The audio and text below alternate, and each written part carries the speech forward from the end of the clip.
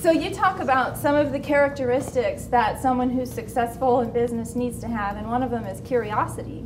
Yes. What are some of the Absolutely.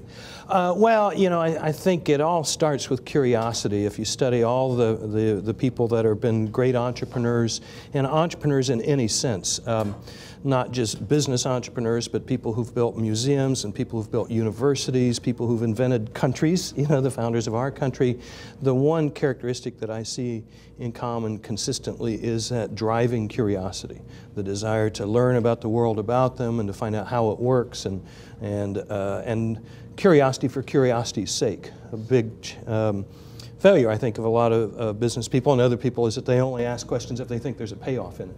Well, you can't know where the payoff is. That's the whole idea of curiosity. A key thing is serendipity, to stumble across answers. It's like, oh, now with the internet you can have an automated dictionary, and you can say, oh, I want to know what the word abattoir means, you know, and you go look it up and you know the answer, and then you go on to your business. Well, in the old days, in an old alphabetical, you know, flip the pages dictionary, you'd have to stumble across other words like Abbey and everything else, and that's how we got a vocabulary, was by stumbling across things we didn't know we needed to know.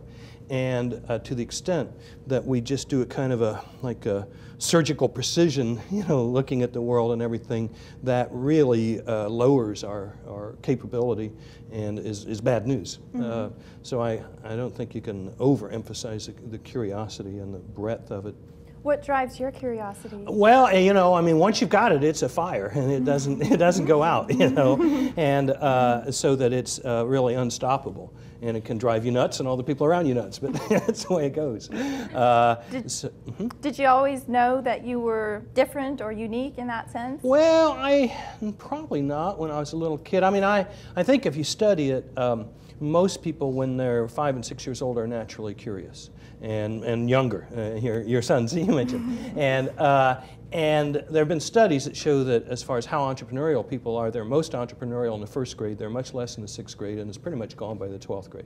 And something about our system, whether it's the educational system or just the drudgery of life, I don't know, but something tends to pound the curiosity out of people. So, because they talk about, can you teach entrepreneurship, can you teach curiosity, and I spend a bunch of my time traveling around the world talking about these things, and I really believe a lot of it is trying to get us back to a childlike state. You know, so it's really kind of going back to where we all began. How do you do that? Practice. You know, and there are little techniques and things. One thing, the older I get, the more I am into it, is write everything down. You know, and I go out and I speak to a crowd of people. You notice the people who are taking notes and the people that aren't. You just cannot lose. This is my little tablet here in my pocket, volume number 116. And I've really just been doing it in this format for 6 years now. And every idea, everything I see, every piece of data, anything that interests me, and even if I stack those in a corner and never look at them again, which sometimes I do, they have an incredibly, they increase your attention.